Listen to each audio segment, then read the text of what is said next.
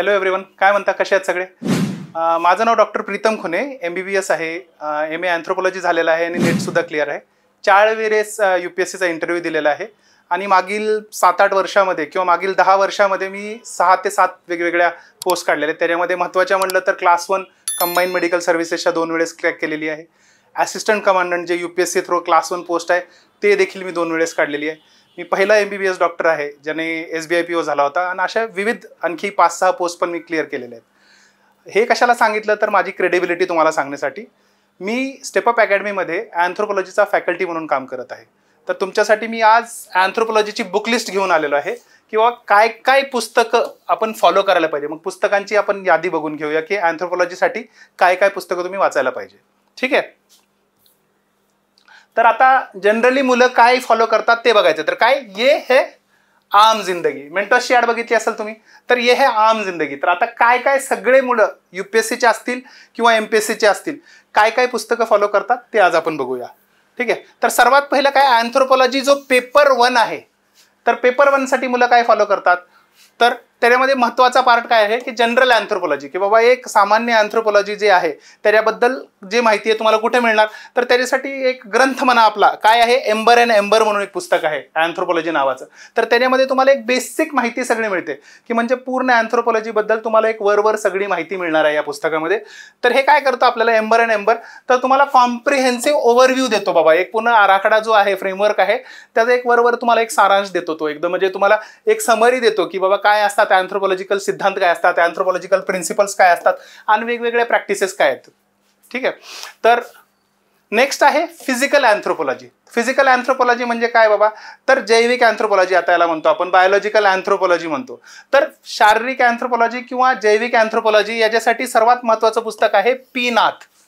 ठीक आहे. तर याच्यामध्ये मग ते तुम्ही म्हणता ना की ह्युमन जेनेटिक्स झालं, मानवाची उत्क्रांती झाली, शारीरिक उत्क्रांती झाली, पुन्हा प्रायमेट्सपासून किंवा माकडांपासून एप्स जे म्हणतो आपण, एप्सपासून मानव कसे आले, तसं मॅन नाही तर ह्युमन आपण लिहायला पाहिजे. तर एप्सपासून ह्युमन कसे आले, वानरापासून माणूस कसा आला, तर हे सगळं फिजिकल अँथ्रोपॉलॉजीमध्ये येतं. त्याच्यासाठी महत्त्वाचं पुस्तक आहे पी नाथ. ठीक आहे. तर नेक्स्ट आहे सोशिओ कल्चरल अँथ्रोपॉलॉजी, म्हणजे काय, सामाजिक आणि सांस्कृतिक मानववंशशास्त्र. तर याच्यासाठी पुस्तक कोणतं आहे, तर हे लिहिलेलं आहे DN मजुमदार आणि TN मदन यांनी. तर पुस्तकाचं नाव आहे अन इंट्रोडक्शन टू सोशल अँथ्रोपॉलॉजी.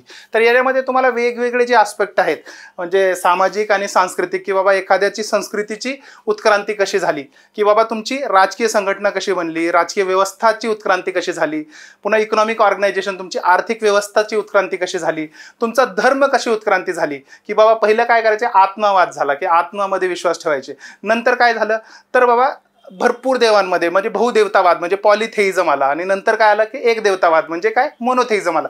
तर हे सगळ्या गोष्टींचा आपण याच्यामध्ये अभ्यास करतो सोशल अँथ्रोपॉलॉजीमध्ये. नेक्स्ट एक पुस्तक आहे, तर त्याच्यामध्ये आपण जेवढे अँथ्रोपॉलॉजीचे सिद्धांत आहे, मानववंशशास्त्रामधले जे सिद्धांत आहेत, थिअरीज, तर त्याच्यासाठी पुस्तक आहेत, 2 पुस्तक आहेत. पहिलं पुस्तक आहे इंट्रोडक्शन टू अँथ्रोपॉलॉजिकल थॉट. हे पुस्तक छोटंसं पुस्तक आहे, माखन झानी लिहिलेलं आहे, चांगलं पुस्तक आहे. ठीक आहे. आणि नेक्स्ट पुस्तक आहे हिस्ट्री ऑफ अँथ्रोपॉलॉजिकल थॉट. हे पुस्तक आहे उपाध्याय आणि पांडे यांनी लिहिलेलं आहे. तर याच्यामध्ये पण थेअरीज जे आपले जेवढे सिद्धांत आहेत त्याच्याबद्दल आपण लिहिलं आहे. जे पहिलं पुस्तक आहे तर त्याच्यामध्ये काय आहे, तर वेगवेगळे जे सिद्धांत, त्यांचे जे आराखडे आहेत, फ्रेमवर्क्स आहेत, ते कसे शेप झाले आणि त्यांनी अँथ्रोपॉलॉजिकल रिसर्च कसा शेप करतात त्याच्याबद्दल हे पुस्तक आहे. दुसरं जे पुस्तक आहे माखन झानी जे लिहिलेलं आहे ते तुम्हाला की बाबा तुमचा हे दुसरं जे पुस्तक आहे उपाध्याय आणि पांडे यांनी लिहिलेलं, तर हे पुस्तक आहे अँथ्रोपॉलॉजिकल आयडियाज कसे आले, त्यांची उत्क्रांती कशी झाली आणि या फील्डमध्ये वेगवेगळे कॉन्ट्रीब्युशन्स काय आहेत किंवा वेगवेगळे थिंकर्स कोणते आले, मग त्यांनी काय काय त्यांचं कॉन्ट्रीब्युशन केलं आणि मग अँथ्रोपॉलॉजिकल रिसर्च किंवा अँथ्रोपॉलॉजिकल जो थॉट आहे की म्हणजे त्यांची विचारसरणी आहे ती कशी उत्क्रांती झाली, कशी डेव्हलप झाली. ठीक आहे. तर नेक्स्ट जे आहे ते पेपर 2 अँथ्रोपॉलॉजी पेपर 2 बद्दल आपण बोलत. आता पेपर 1 झाला, आता पेपर 2 मध्ये काय आहे, तर इंडियन अँथ्रोपॉलॉजी. आता पेपर 2 मध्ये काय आहे, तर इंडियन कंटेक्समध्ये मानववंशशास्त्र किंवा भारतीय मानववंशशास्त्र. तर याच्यासाठी महत्त्वाचे आपले ऑथर आहेत नदीम हसनैन. तर यांचे दोन पुस्तक आहेत. पहिलं पुस्तक आहे इंडियन अँथ्रोपॉलॉजी. तर याच्यामध्ये आपण काय करतो, आपल्याकडे भिन्न वेगवेगळ्या पद्धतीचे सांस्कृतिक रूढी परंपरा पद्धती आहेत आणि समाजामध्ये वेगवेगळ्या संरचना सुद्धा आहेत. मग ते सोसायटल स्ट्रक्चर्स आणि वेगवेगळे कल्चरल प्रॅक्टिसेस किंवा रिच्युअल्स आहेत, त्यांचा आपण याच्यामध्ये अभ्यास करतो. कसा करतो, तर भारतीय कंटेक्स्टमध्ये अभ्यास करतो. ठीक आहे. आणि नेक्स्ट पुस्तक आहे ट्रायबल इंडिया. याच्यामध्ये आता काय ऑब्व्हियसली नावावरून कळतं की भारतामध्ये जे वेगवेगळ्या आदिवासी जमाती आहेत त्यांचा किंवा आदिवासी समुदाय जे आहेत त्यांच्याबद्दल आपण अभ्यास करतो की त्यांचं बाबा आयुष्य कसं आहे, त्यांचे जगणं कसं आहे, कसे जगतात, की काय बाबा काय लाईव्हलीहूड आहे त्यांचं, काय काम करतात, काय खातात वगैरे त्या गोष्टी, त्यांच्या रूढी परंपरा किंवा काय असतील, त्यांच्या रीतिरिवाज काय असतील, ट्रेडिशन्स काय असतील ते अभ्यास करतो आणि त्यांना आव्हाने काय, चॅलेंजेस काय, त्याचा अभ्यास करतो आपण या पुस्तकामध्ये. नंतर एक पुस्तक आहे की त्याच्यामध्ये आपण ट्रायबल्स, वेगवेगळे जे ट्राईब्स आहेत, वेगवेगळे जे आदिवासी जमाती आहेत त्यांचा आपण अभ्यास करतो की ते पुस्तक आहे BK राय आणि LP विद्यार्थी यांनी. तर LP विद्यार्थी आपण डिटेलमध्ये करणार आहेत जेव्हा आपण सिलेबस कव्हर करणार आहेत. तर हे एक पुस्तक आहे. आणि नेक्स्ट पुस्तक आहे, हे खूप चांगलं पुस्तक आहे, सोशल चेंज इन इंडिया.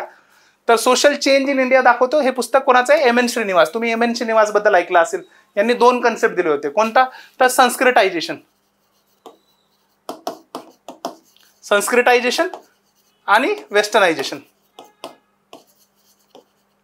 संस्कृतायझेशन म्हणजे काय, तर बाबा एक जे सामाजिक स्तरीकरण आहे त्याच्यामध्ये जे खालची जाती आहे ते वरच्या जातींना कॉपी करते, त्यांची कॉपी करते आणि त्यांच्या पद्धती वगैरे जे आहेत ते जसं की खानपान असेल किंवा जानवं घालणं वगैरे असेल अशा पद्धतींना कॉपी करतो. आणि कशासाठी कॉपी करतात, का तर या स्तरीकरणाच्या लेवलमध्ये ते स्वतःचं जे स्तर आहे ते वर उंचावून घेण्यासाठी, वरच्या लेवलला मूव्ह करण्यासाठी, त्याला आपण संस्कृतायझेशन म्हणतो. आणि वेस्टर्नायझेशन म्हणजे काय, तर पाश्चात्तीकरण, की बाबा बाहेरचे वेस्टर्न कंट्रीज जे आहेत, युरोपियन कंट्रीज आहेत त्यांना आपण कॉपी करायला पद्धती करतो. की आता सध्या काय आपण काय पुरणपोळी सुद्धा चम्मच काटानं, फोर्कनं खातो, चमच्यानं खातो. ठीक आहे.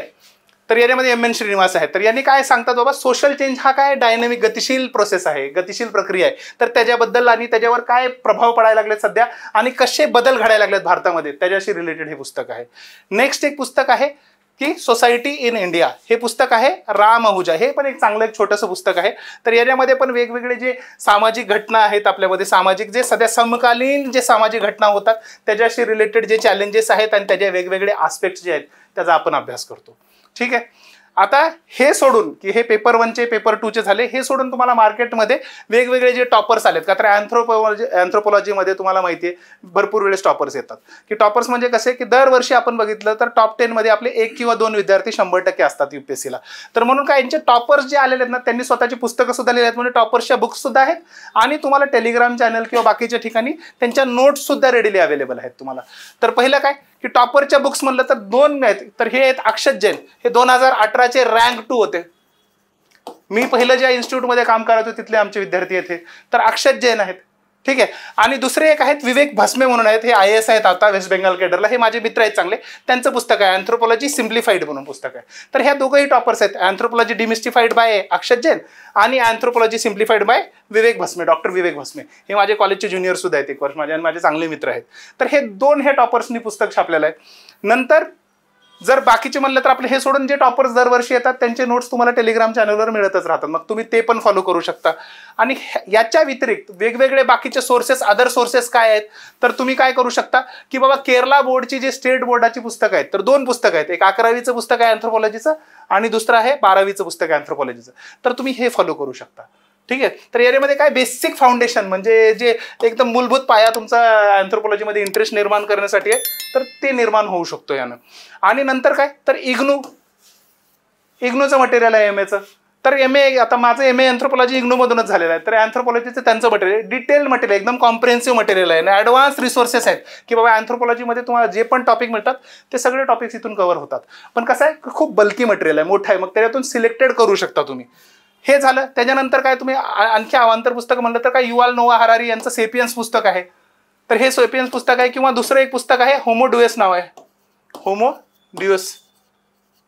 हे 2 पुस्तकं आहेत, हे वाचू शकता. याच्यामध्ये ह्यांनी काय सांगतात तर होमो सेपियन्स म्हणजे आपण जे आहोत हुशार माणूस म्हणतात, जे त्याचं कसं झालं बाबा त्यांनी त्याची इतिहास आणि त्यांचा इम्पॅक्ट काय आहे जगावरती आपण ते बघणार आहे. की बाबा हे जे होमोसेपियन्स आहे यांनी स्वतःचं वर्चस्व किंवा जे आधिपत्य आहे ते कसं ठरवलं, ह्याच म्हणजे डॉमिनेट कसं केलं जगाला, त्याच्याबद्दल त्याच्याशी रिलेटेड हे पुस्तक आहे. ठीक आहे. नेक्स्ट आहेत काय बाबा, वेगवेगळे रिपोर्ट्स आपल्याला वाचावं लागतात. तर त्याला सर्वात महत्त्वाचे रिपोर्ट आहे खाखा रिपोर्ट. तर खाखा रिपोर्ट म्हणजे त्याला झाझा रिपोर्ट पण भरपूर जण म्हणतात, पण त्याला नाव खरं उच्चार ते खाखा होतं. तर व्हर्जिनियस खाखा रिपोर्ट आहे. तर याच्यामध्ये काय केलं यांनी, तर क्रिटिकल अनालिसिस केलंय कशाचं, तर वेगवेगळे जे ट्रायबल पॉलिसीज आहेत, धोरणे आहेत, किंवा त्यांच्या विकासासाठी जे वेगवेगळे इश्यूज झालेले आहेत विकासासाठी करताना, तर डेव्हलपमेंटल इश्यूज वगैरे जे आहेत, की एखाद्या जागी डॅम बनवायला लागले तर त्याचा परिणाम काय होणार तिथल्या आदिवासी समुदायावर वगैरे, अशा सगळ्या गोष्टींबद्दल ते आहेत. तर हे मोठा बल्की आहे, मी याची समरी पण तुम्हाला देणार आहे. नंतर काय, तर अभय बंग यांचा रिपोर्ट आहे. तर अभय बंग यांचा रिपोर्ट तो कशाशी रिलेटेड, तर हेल्थ म्हणजे तुमचं स्वास्थ्य आणि तुमचं विकासाचे जे इनिशिएटिव्ह आहेत आदिवासी समाजासाठी, तर त्याच्याशी रिलेटेड आहे. दुसरं काय, आता रिसेंटली एक रिपोर्ट आलेला आहे, इंडिजिनस वर्ल्ड रिपोर्ट आहे. तर इंडिजिनस वर्ल्ड रिपोर्ट 2025, तर असे रिपोर्ट आपण करंट अफेअर्समधले उचलून आपण त्यांना आपला आन्सर एकदम युनिक करू शकतो. आता हे झाले काय, तर आतापर्यंत हे रिपोर्ट्स वगैरे झाले. आता याच्या व्यतिरिक्त आपण वेगवेगळे पब्लिकेशन्स किंवा न्यूजपेपर चॅनलमध्ये पण आपण न्यूज चॅनल वगैरे किंवा न्यूजपेपरमध्ये आपण बघू शकतो. तर जसं काय, योजनाची एक मॅगझिन आली होती, आता ही खूप जुनी आहे, की जानेवारी 2014ची मॅगझिन आहे. तर हे कशाची होती, ट्रायबल अँड मार्जिनलाइज कम्युनिटीबद्दल होती. तर असं आपण असं म्हणजे कान नाक डोळे उघडे ठेवून आपण अशा मॅगझिनचा शोध घ्यायचा, म्हणजे याच्यातून काही वेगवेगळे केस स्टडीज मिळतात, ते आपण आपल्या आन्सर्समध्ये इन्क्लूड करू शकतो. दुसरं काय, तर आपण वेगवेगळे न्यूजपेपर वाचतो, जसं द हिंदू झाला, इंडियन एक्सप्रेस झाला, किंवा लोकमत झालं, तुम्ही सकाळ झालं, याच्यात बघायचं की तुम्ही बाबा ट्रायबलशी रिलेटेड किंवा अँथ्रोपॉलॉजीशी रिलेटेड काही अपडेटेड न्यूज असेल, काही एखादी स्कीम असेल किंवा ट्रायबलचे काही न्यूज असेल, तर ते तुम्ही पकडू शकता आणि मग ते नोट करून ठेवायचे आणि तुम्ही आन्सर्समध्ये त्यांना डायरेक्टली वापरू शकता. आता हे काय झालं, हे सगळेच करतात. हे काय, आम जिंदगी. ठीक आहे. तर आता ह्याच्या व्यतिरिक्त तुम्हाला काय करायचंय, की बाबा ऑनलाईन रिसोर्सेस. ठीक आहे. तर ऑनलाईन रिसोर्सेसमध्ये काय, अँथ्रोपॉलॉजिकल सर्वे ऑफ इंडिया आहे, की म्हणजे भारतीय मानवशास्त्रीय सर्वेक्षण जे आहे, तर त्यांची साईट आहे. तर त्या साईटवर जाऊन तुम्ही नवीन स्कीम्सबद्दल वाचू शकता. दुसरं काय, तर बाबा मिनिस्ट्री ऑफ ट्रायबल अफेअर्स म्हणजे मंत्रालय जे आहे आदिवासी विकास किंवा आदिवासी व्यवहार यांचं, तर त्या ह्याच्यावर जाऊन तुम्ही करू शकता, की त्यांची एक वेबसाईट आहे, त्याचा अभ्यास करू शकता तुम्ही. ठीक आहे. तर आता हे इथपर्यंत काय होतं, हे होती आम जिंदगी. ठीक आहे, की म्हणजे जे पण स्टुडंट्स आहेत ते फॉलो करतातच. आता आपण आलो कशाला, हे है मेंटॉस जिंदगी. मेंटॉस जिंदगी म्हणजे काय, आपण एक लेवल वर चाललोत आता.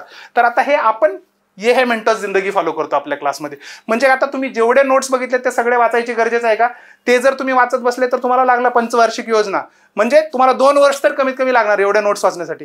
तुम्हाला काय PhD करायची का, आपलं सिम्पल टार्गेट काय, की अँथ्रोपॉलॉजीमध्ये 300 मार्क्स यायला पाहिजे. 362 पर्यंत मार्क आलेले आहेत, मग 300 का नाही येणार. MPSCचे तर स्ट्रेट फॉरवर्ड क्वेश्चन्स असणार आहेत. आणि कसं आहे, अँथ्रोपॉलॉजी विषय कसा आहे, त्याच्यामध्ये एकदम कमी सब्जेक्टिव्हिटी आहे, म्हणजे काय वस्तुनिष्ठपणा किंवा व्यक्तिनिष्ठपणा जे आहे ते एकदम कमी आहे. तर त्यामुळे काय होतं, की मॅथमॅटिक्स सारखं आहे, की LHS = RHS म्हणलं आपण, लिहिलं उत्तर की आवडणार म्हणजे आवडणार आणि मार्क्स मिळणार म्हणजे मिळणार. तर मग आपण काय करायचं, सोर्सेस लिमिटेड ठेवायचे. मी जे तुम्हाला आता जेवढे सोर्सेस सांगितले, काही गरज नाही तेवढे फॉलो करायची. आपली आता काय आली मेंटॉस जिंदगी. आपलं काय, की आपल्या क्लासमध्ये आपण काय करतो आता बघा, तर आपल्या क्लासमध्ये काय करतो, आपण वेगवेगळ्या PPTs घेतो आणि त्यांनी क्लासमध्ये शिकवतो. ठीक आहे. तर हे PPT झाल्या नंतर आपण काय करतो, की मराठी आणि इंग्लिश या दोघांसाठी आपण प्रिंटेड नोट्स देतो. आतापर्यंत तुम्हाला जेवढे सोर्सेस दाखवले 7-8 सोर्सेस मी सगळे फॉलो केलेले आहेत आणि त्यांचं कंबाईन करून एक मटेरियल तयार केले.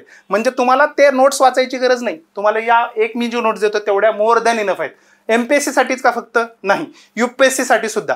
MPSC तर पुढे येणाऱ्या 2-3 वर्षामध्ये सुद्धा त्या लेवलला पोहोचणार नाही ज्या लेवलच्या या नोट्स आहेत. UPSCची एक्झाम सुद्धा तुम्ही क्रॅक करू शकता या नोट्सने. तर आपण मराठीमध्ये पण या नोट्स देतो, सोबतच आपण काय करतो, इंग्लिशमध्ये सुद्धा नोट्स देतो वेगवेगळ्या ह्या. हे झालं नोट्स झाल्या. याच्यानंतर आपण काय करतो, वेगवेगळे मॅप्स सांगतो, की बाबा ज्यानं तुमचे आन्सर्स हे वेगळे दिसावे, उठून दिसावे. उद्या चलून तुमचे MPSC मध्ये आता तुम्ही डिस्क्रिप्टिव्ह पॅटर्न आलाय, UPSC वाले सुद्धा हे एक्झाम देणार आहेत, मग त्यांच्यामध्ये पण तुमचं आन्सर कसं उठून दिसावं. मग तुम्हाला असे मॅप दाखवणार आहे मी, हँड ड्रॉन मॅप्स कसे काढायचे ते सुद्धा सांगणार आहे मी. पुन्हा नंतर काय, की मी याच्यामध्ये फोटोज वगैरे घेतो लेक्चरमध्ये शिकवत असताना. त्यामुळे काय होतं, की तुमची लॉंग टर्म मेमरी होते, की तुम्हाला जास्तीत जास्त वेळ हे गोष्टी कन्सेप्ट लक्षात राहतात. की आता हे कशाशी रिलेटेड, तर फील्ड वर्कशी रिलेटेड आहे. कोणी केलेलं आहे, मार्गरेट मीड म्हणून आपल्याकडे थिंकर आहे. त्यांनी कल्चर, एखाद्या संस्कृतीवर तुमच्या व्यक्तिमत्वाचा परिणाम काय पडतो आणि व्यक्तिमत्वाचा परिणाम संस्कृतीवर काय पडतो आणि संस्कृतीचा परिणाम व्यक्तिमत्वावर काय पडतो, असं दोन्ही ह्याने बघितलेलं आहे त्यांनी. तर मग हे आता हे जे मी स्क्रीनशॉट काढला, हा काय, की संस्कृतीचा परिणाम तुमच्या व्यक्तिमत्वावर कसा पडतो, की व्यक्तिमत्वाची घडण कशी घडवते संस्कृती. तर त्याच्याशी रिलेटेड मी चित्र आहे टाकलेलं आहे, तर तुम्हाला जास्त दिवस लक्षात राहील.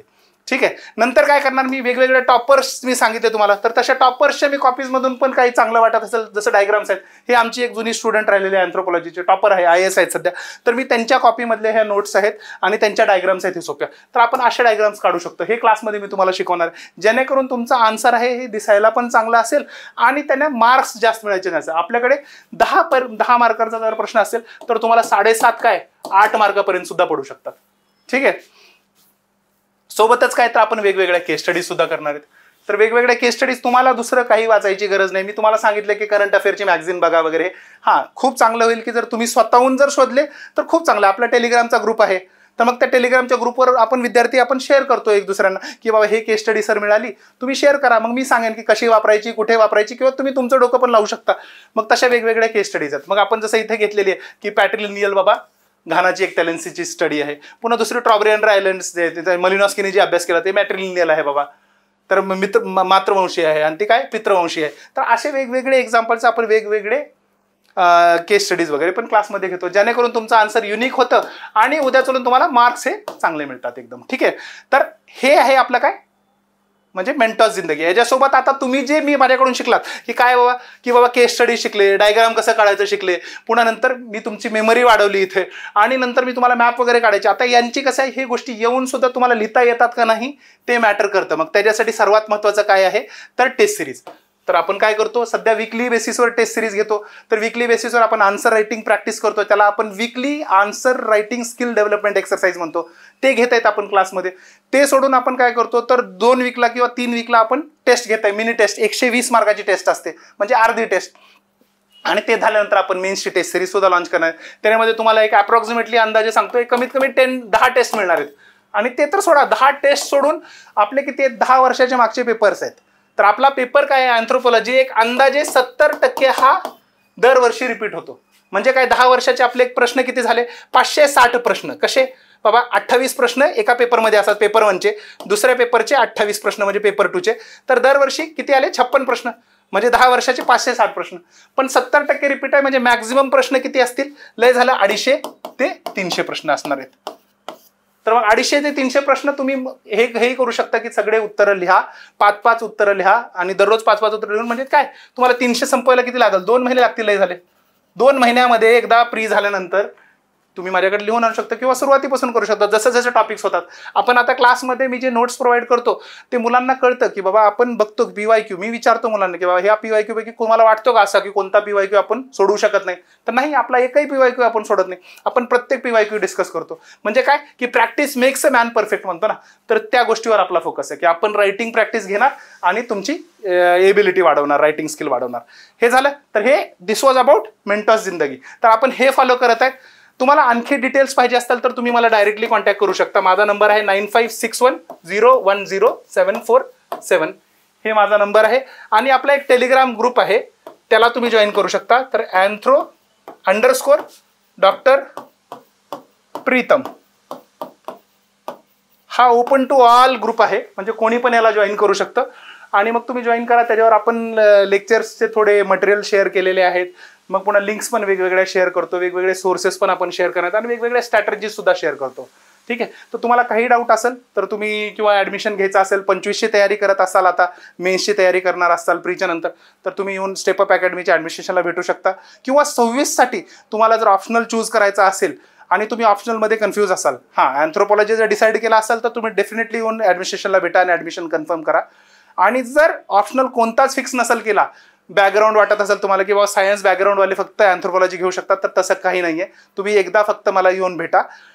कंप्लीट कोरी पाठी असाल, तुम्हाला काहीच माहिती नसेल आयडिया की ऑप्शनल कसा असायला पाहिजे, काय असायला पाहिजे, ते जरी आयडिया नसेल तर तुम्ही बिंदास या माझ्याकडे, मला भेटा आणि मग आपण अँथ्रोपॉलॉजी तयारी कशी करायची ते ठरवूया. ठीक आहे. चला, थँक्यू सो मच.